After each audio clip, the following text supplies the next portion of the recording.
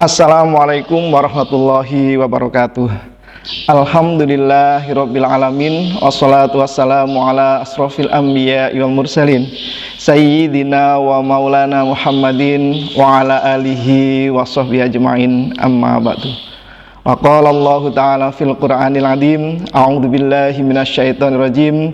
Bismillahirrahmanirrahim. Ya ayyuhallazina amanu kutiba alaikumusiyam kama kutiba alal ladzina min qablikum la'allakum tattaqun. Hadirin rahimakumullah yang dirahmati oleh Allah Subhanahu wa taala. Yang pertama, mari kita panjatkan rasa syukur kita kehadirat Allah Subhanahu wa taala yang telah memberikan limpahan rahmat dan hidayahnya kepada kita semua, sehingga kita pada hari ini bisa menjalankan ibadah puasa dengan tetap menjalankan thalabul ilmi dalam keadaan sehat walafiat.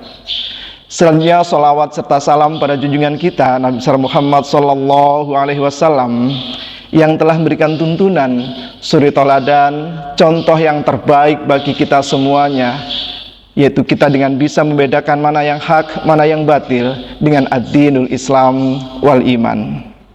Hadirin rahimakumullah, Islam itu indah, Islam itu damai, dan Islam itu rahmatan lil alamin. Pada kesempatan ini kita akan membahas sebuah hadis yang sangat penting dan menyentuh hati kita semuanya, yaitu mengenai haramnya seorang muslim untuk dibunuh. Hadis ini adalah bagian dari hadis Arba'in atau kumpulan hadis-hadis yang terkumpul dalam kitab Arba'in Nawawi yang ke-14. Hadis ini sangat jelas mengajarkan kita tentang betapa besar hak hidup seorang muslim yang tidak boleh diganggu-gugat. Setiap muslim itu adalah saudara, siapapun dia, apapun sukunya, apapun bangsanya, dan apapun bahasanya, mereka adalah saudara. Islam mengajarkan sama saudara, haram hukumnya untuk membunuh sesama muslim. Dalam hadis Arba'in Nawawi yang ke-14 dijelaskan masalah tersebut dan diriwayatkan oleh Ibnu Mas'ud radhiyallahu an.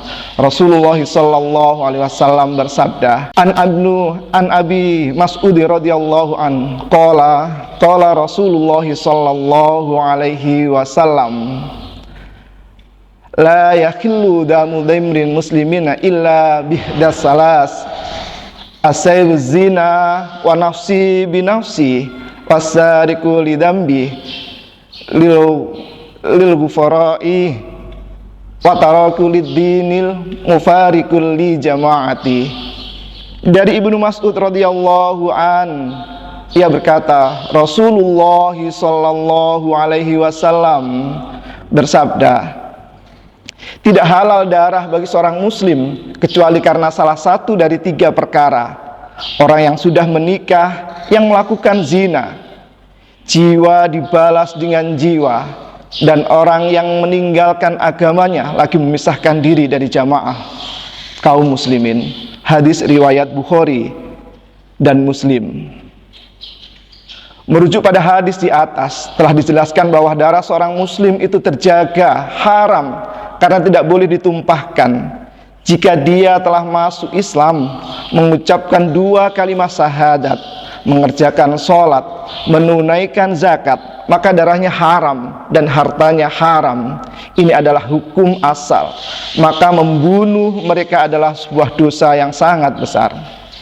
Di dalam Islam, membunuh hanya boleh dilakukan bila memenuhi unsur 3 hal sebagaimana disebutkan dalam hadis tersebut. Yang pertama, orang yang sudah menikah dan masih melakukan perzinahan. Jika seorang yang berzina sementara dia sudah pernah menikah, maka hukumnya adalah dirajam hingga mati. Wajib bagi pemerintah, waliul amr, untuk menegakkan hukum ini, dan wewenang untuk menegakkan hukum ini hanya dimiliki oleh pemerintahan yang sah. Tidak boleh bagi umat Islam untuk main hakim sendiri. Sedangkan jika berzina adalah seorang yang lajang, belum menikah, maka hukumnya adalah dicambuk 100 kali. Dalam riwayat ini dilakukan serajam sebanyak 50 kali bagi yang lajang untuk berzina. Dalam Quran, hal ini ditegaskan pada Quran surat An-Nur ayat yang kedua, yang artinya pezina perempuan dan pezina laki-laki, deralah masing-masing dari keduanya 100 kali, dan jangan ada rasa belas kasihan kepada keduanya, untuk mencegah kamu untuk melaksanakan agama atau hukum Allah, jika kamu beriman kepada Allah di hari kemudian.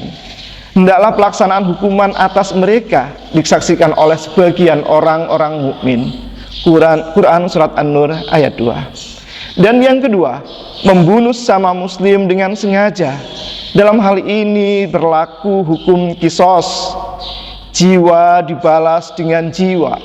Namun jika ahli waris memaafkan perilaku pembunuhan, hukum kisos tidak bisa diganti dengan membayar diat. Adapun jika dia tidak sengaja membunuh orang lain, maka tidak berlaku hukum kisos.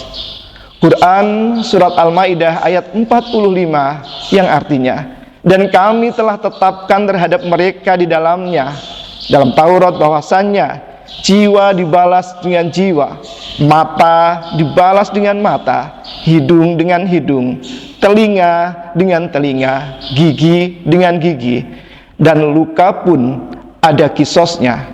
Barang siapa yang melepaskan hak kisosnya, maka melepaskan hak itu menjadi penebus dosa baginya. Barang siapa tidak memutuskan perkara menurut apa yang diturunkan oleh Allah, maka mereka itu adalah orang-orang yang zalim.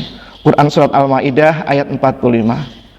Hukum kisos pada dasarnya adalah hukum yang datang dari Allah, yang disyariatkan pada masa Nabi Musa alaihissalam, dikuatkan lagi pada masa Nabi Muhammad SAW. Wewenang untuk menegakkan hukum ini juga hanya dimiliki oleh pemerintahan yang sah. Tidak boleh bagi umat Islam untuk main hakim sendiri. Dan yang terakhir adalah yang ketiga, yaitu meninggalkan agama Islam atau murtad. Rasulullah bersabda, "Mayyadakhila dinal faqtuluh." Barang siapa yang menukar agamanya, maka bunuhlah dia. Hadis diriwayatkan oleh Bukhari, Ahmad, Abu Dawud, dan yang lainnya. Walaupun demikian, kita tidak boleh sebagai seorang muslim melakukan hal ini, sebagai tugas ini adalah wewenang dari pemerintahan yang sah. Demikian sahabat-sahabat hadis yang ke-14 Arba'in Nawawi yang menegaskan tentang larangan membunuh sesama muslim. Para jamaah rahimakumullah yang selalu mendapatkan rahmat dari Allah Subhanahu wa Ta'ala, mari kita ambil pelajaran dari hadis ini untuk selalu menjaga persaudaraan antar sesama muslim, untuk tidak saling menganggap remeh nyawa seseorang. Setiap kehidupan adalah anugerah dari Allah yang harus kita hormati dan kita lindungi. Sebagai umat Islam, sudah seharusnya kita berusaha untuk saling membantu, menjaga, mempererat tali ukhuwah, bukan malah merusaknya. Semoga kita semuanya dijauhkan dari segala kekerasan, perbuatan yang dapat merugikan diri kita sendiri dan orang lain. Dan marilah kita senantiasa menjaga hidup kita dengan penuh kasih sayang, penuh dengan kedamaian, kebaikan, sebagaimana yang diajarkan oleh Rasulullah SAW.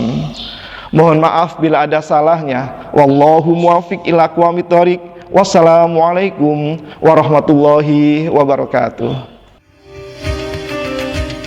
Nuansa Ramadan, persembahan Dinas Pendidikan dan Kebudayaan Kabupaten Jombang, berkolaborasi dengan Kelompok Kerja Guru Pendidikan Agama Islam Kabupaten Jombang.